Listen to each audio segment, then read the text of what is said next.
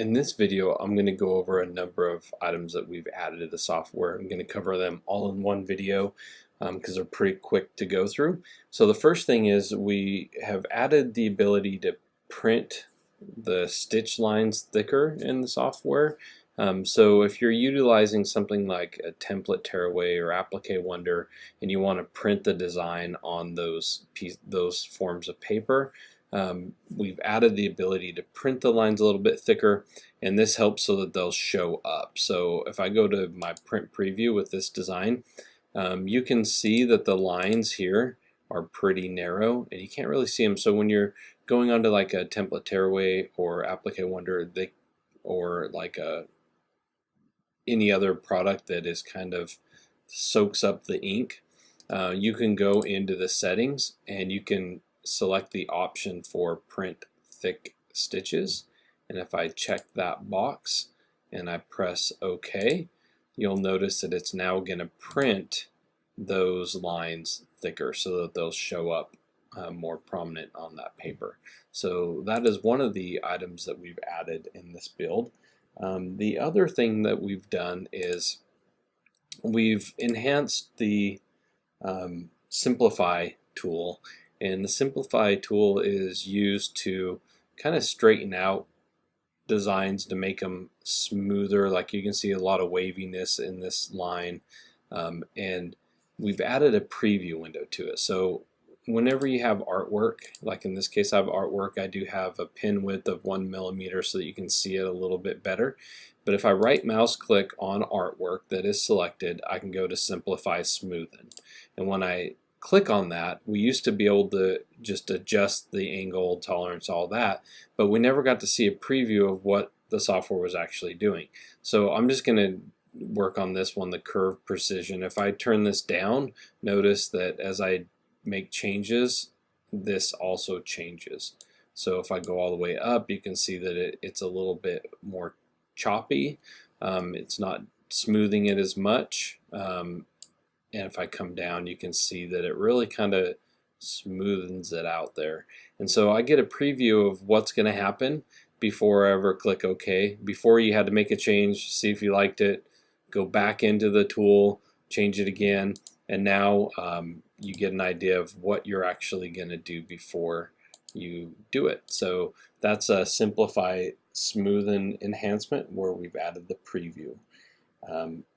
A couple other things that we've done, we've added a new thread chart. So and one of them we added is an Embellish Matte Thread, and it's a very popular new thread line from Embellish, which is, if you've never worked with matte thread before, it's awesome. It gives a frosted look. It's muted. Floriani thread is known for its shine, and in Embellish with the matte, it makes it more dull.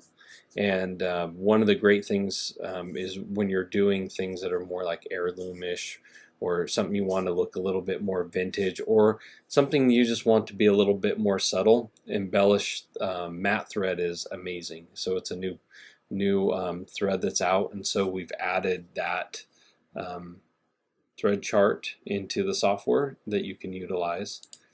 I'm going to go back to the Floriani Poly here. One of the changes that had to be made, unfortunately, in the last update, we added social media tools. We had to remove those from the software because, like Pinterest and Facebook, they changed their policies and they will no longer allow us to send an image of the design directly over into a Facebook account. So those had to be removed, which we apologize for, but we couldn't do anything about it because that is a decision made by those social media companies. So they were kind of short-lived, and we do apologize. Some other things that we've done, we added, when you select something and you have all these controls around the edge, when you used to do a fit to screen, these would kind of fall off the page. So now if you do a zoom to fit, it doesn't go in quite as far as it used to. So so that you can access all these tools that are around the transform box. And so we've just modified that slightly to make it to where you can access those. And we have done a few things also to how you can move objects around.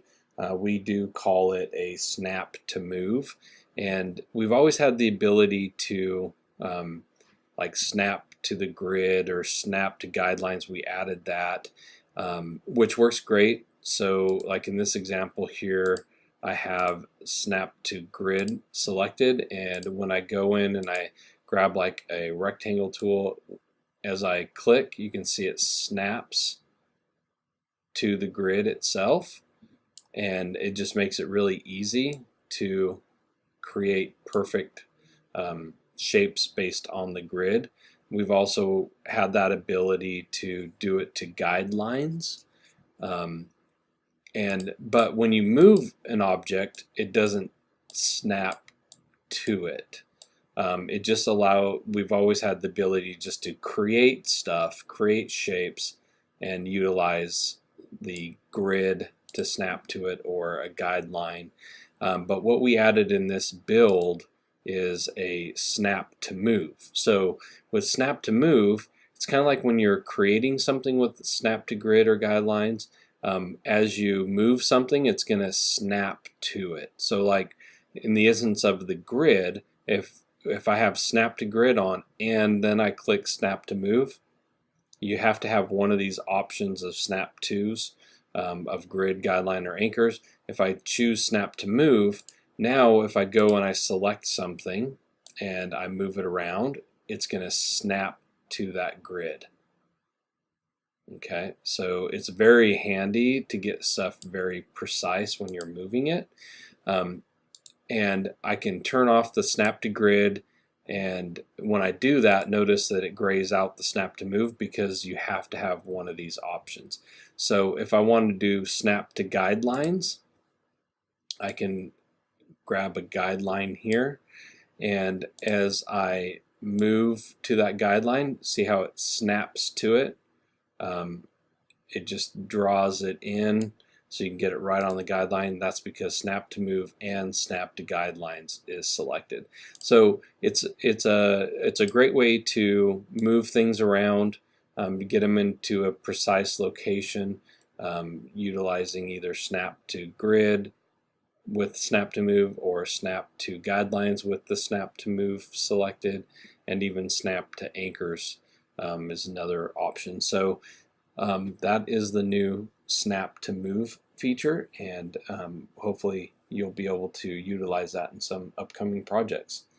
So other things that we have done are some changes like in the preferences. So the preferences are settings that are global settings to the software. So if you select something in the preferences, it does whatever is selected every time you open the software. So you can turn some things on and off. To access it, you just select this wheel, or you can go to Tools and go to Preferences. And when you do that, the Preferences panel or dialog box shows up, and they're tabbed here at the top. And what we've added, or some of the changes that we've done, is in the environment. A lot of people ask for the ability to turn off the warnings that come like with the satin stitch, and so we've turned all of these off. If you want them back on, really the show warning was the only thing that was selected before. By default, it's unchecked. If you want those back on, you can click it. So that's one of the changes we've made. Also in the preferences, there was another video about auto lock stitches that's added in the Digitizing tab. But one of the new things we've added is this file associations, and this is pretty cool because a lot of people will install software, a different software, and it will like kind of associate different file types with a different program without you knowing it. So if you're trying to access files, have it open up automatically in FTCU, but some don't, what you can do is go to File Associations and you can uncheck all and just check the ones that you want, or you can have them all selected so that it will take any of those file formats and associate it with Floriani FTCU. And when you push OK, it'll take you out. And so those are some of the changes that we've made with preferences. And one of the other things that we have done that I'm not going to really be able to show you, but we've always had the ability to work with true type fonts, and true type fonts are like artwork fonts. And in this latest build, we've opened it up to where you can work with OTF fonts, which is another font format that is pretty popular and common. True type fonts being the most popular, but OTF fonts have become popular as well, and they just function just like kind of true type fonts do. They're artwork ones that you can convert to different any other stitch type. So if you have any OTF fonts, they'll now be able to you'll now be able to use them in the software. So those are some of the things that we've done. We've been working very hard on the software, bringing new features and functions and fine-tuning some things, and so we hope that you enjoy all of the new things that we've been able to bring to this version of the software, and we look forward to hearing how you love using the new tools and what you're using them for. So please do share with us on our Facebook page.